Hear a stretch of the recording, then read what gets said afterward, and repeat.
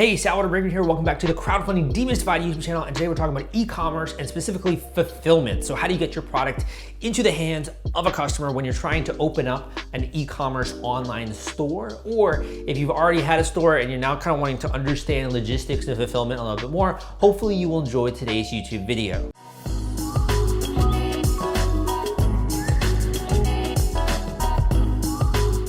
Okay, so when it comes to e-commerce, right, you could be in a different stage. You could be either now just starting your store and you're just now thinking to set up your Shopify store. I have a great video out there giving you a tutorial on how Shopify works and how to set up your own store. Or you could already have yours and you're like, now I want to figure out logistics and fulfillment and how do I even get started there? So I'm gonna group this into a few different camps, right? The first camp is kind of what everyone talks about on YouTube, right? Which is dropshipping. And when you're doing dropshipping, you don't really have to think very much about fulfillment aside from making sure your customers are happy because the manufacturer is actually shipping the product to the customer and they probably don't have any kind of packaging inserts. They probably don't even have very nice design packages or anything like that. Dropshipping is not something that I really want to touch on very much with this video. So I'm just putting that out there so you know I'm aware of it and I've taken it into consideration. The next part is someone who is now getting involved with e-commerce, but they're not willing to invest in a third party to help them with fulfillment, right?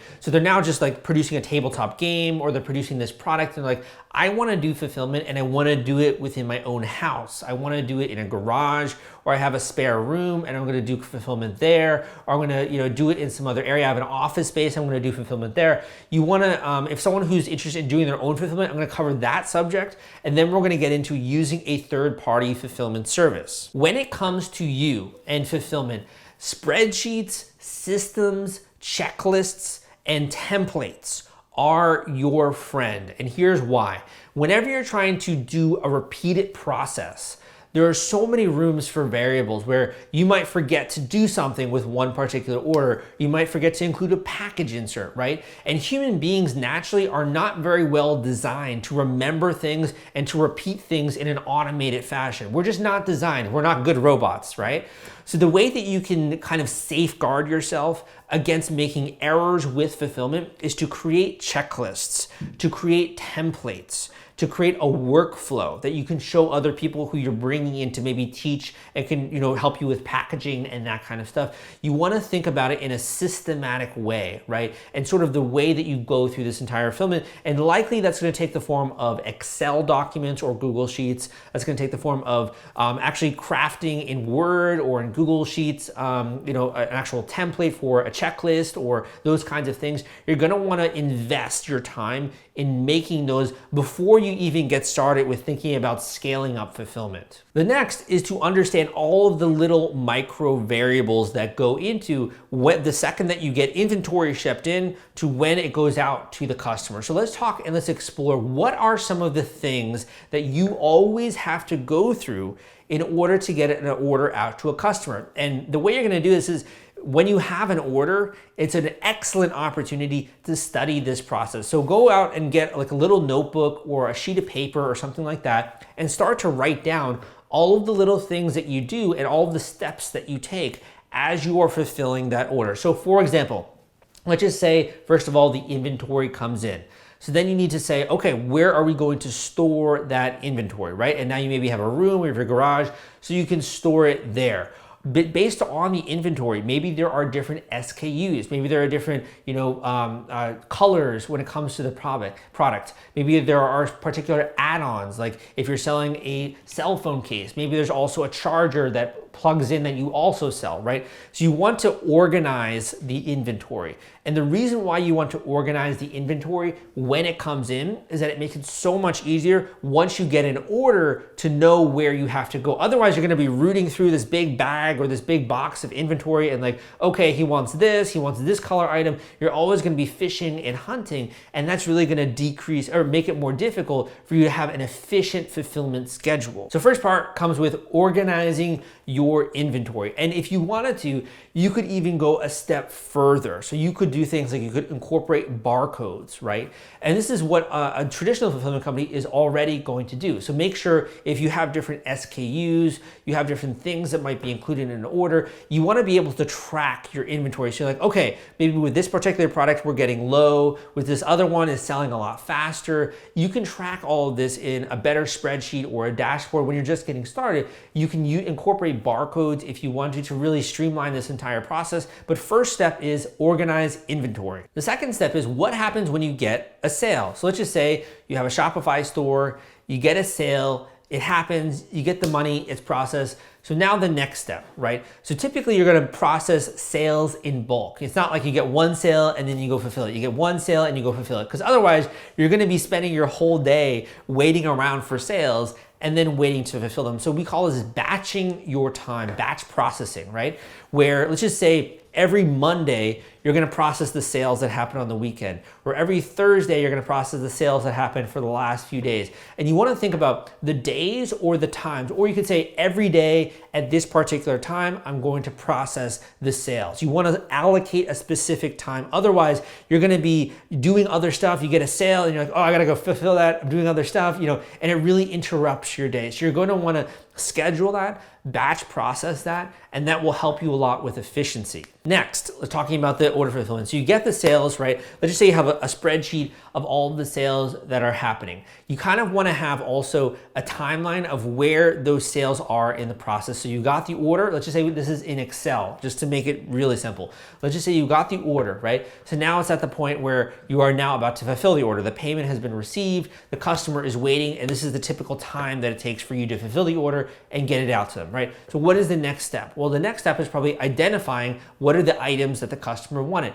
Picking those up, to putting them together into a box. It could be a nice looking box. Maybe you also have package insert, right? And then delivering that to a next station, which is maybe just a table, let's just say, or like a larger box. The next station, which is, these are the orders that I'm going to ship out later. Or you could even get a little bit more granular when it comes to division of labor. You're just gonna put all of those on one table. And then later, you're gonna put the labels onto that, all the shipping information, right? So you can it depends on your order flow of how granular you wanna get, but you want to think division of labor when it comes to shipping these out, particularly if you're getting help. This YouTube video is sponsored by The Gadget Flow. The Gadget Flow reaches over 28 million people, and they've been around since 2012. They're Indiegogo and Kickstarter experts. They featured over 5,000 crowdfunding campaigns. If you have a tech or design campaign, it is a great platform to generate awareness and get backers. Check them out at thegadgetflow.com/submit and list your project today.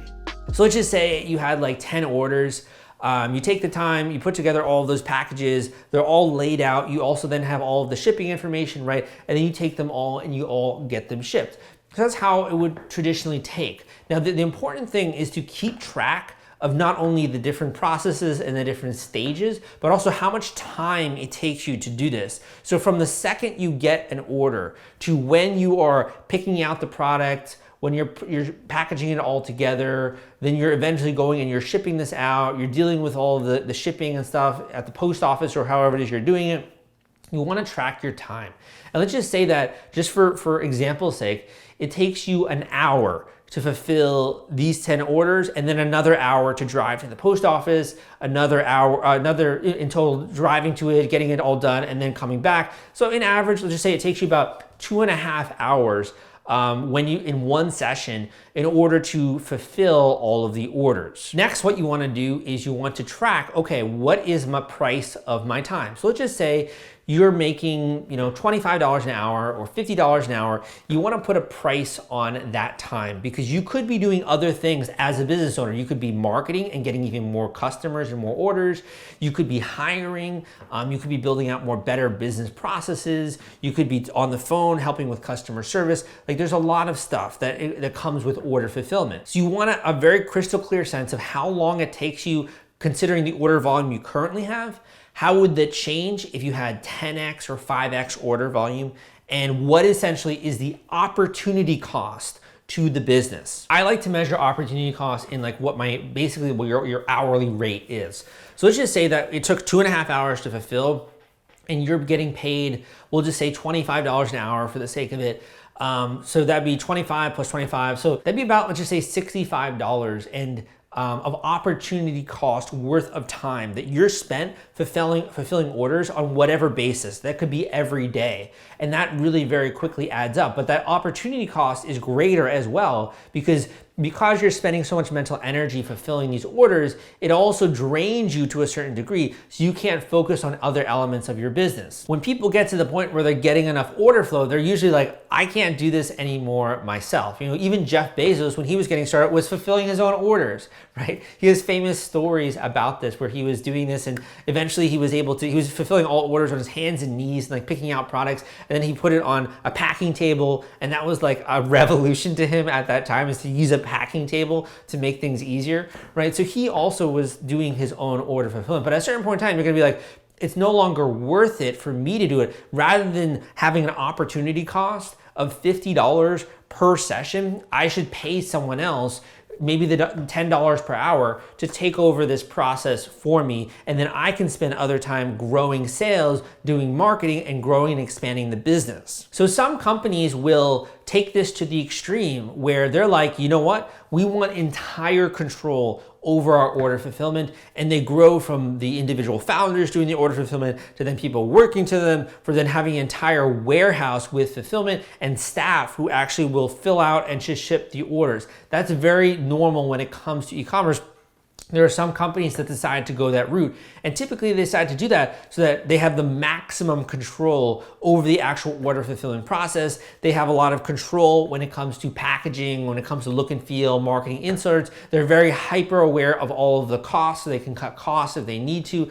So there's a lot of stuff. Or, you know, the founder wants to have this team based in his particular location and his area, and he doesn't want a distributed team. There are other businesses that will decide that their specialty lies in creating products, designing products, maybe even marketing the products, but they don't want to handle and process customer returns, which we already talked about. You know, they don't want to handle barcodes.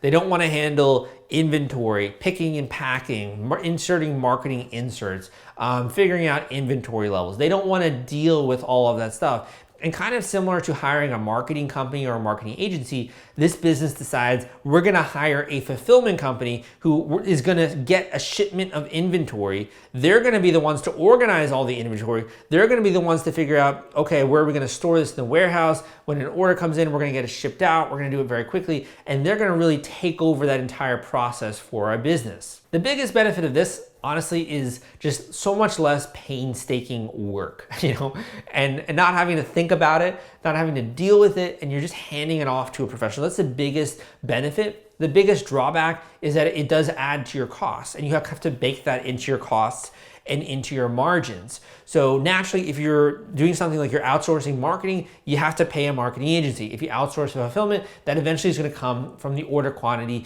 and also when it comes to the costs that go into fulfilling these orders for your end customer. On the benefit side, you know, a lot of these companies can also negotiate much better rates because they have such huge order volume flow, right?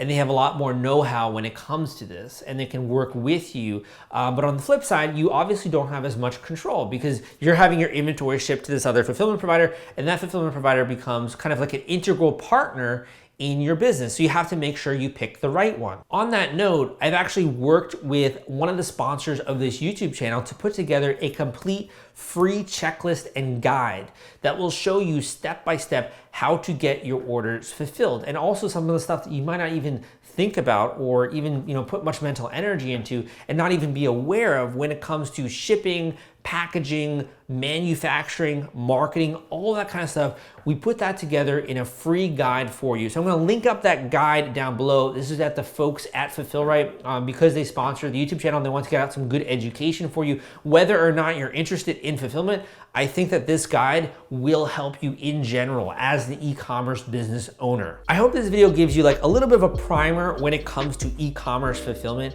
and you have a sense of how this works and all the variables that are in play when it comes to this. And the more you can systematize systematize this, the more you develop checklists like the one that we made for you, the more that you have templates and you really think about the whole process and systematizing it, the faster it's gonna go, the easier it's gonna go, and you can also then delegate it to other people, because otherwise all of these processes, all these things you gotta do, right? All of these procedures are in your head and you can't like always explain it perfectly to someone else. But if you have checklists, you have procedures, you have a Google Doc that explains this all, right? It's a lot easier to delegate eventually to someone else. That frees up your time as a business owner to do the stuff that moves the needle forward, grows your revenue, grows your profit, and allows you to bring on even more team members. My name is Salvador Briggman. I hope you enjoyed this video. Give me a thumbs up if you did like it. Come subscribe for more videos like this. Leave a comment down below if you have any questions. I'll try to get to them. And also, it would mean so much to me if you shared or recommended this video to a friend, and go and check out some of the other videos I got out there on YouTube. Some great stuff. If you want more of my personal take and personal advice for your business specifically, you can book a one-on-one coaching call with me down below, or check out some of the free links and books that I got out there in the description of this video. Thank you so much for listening. Again, my name is Sal, and I will see you next time.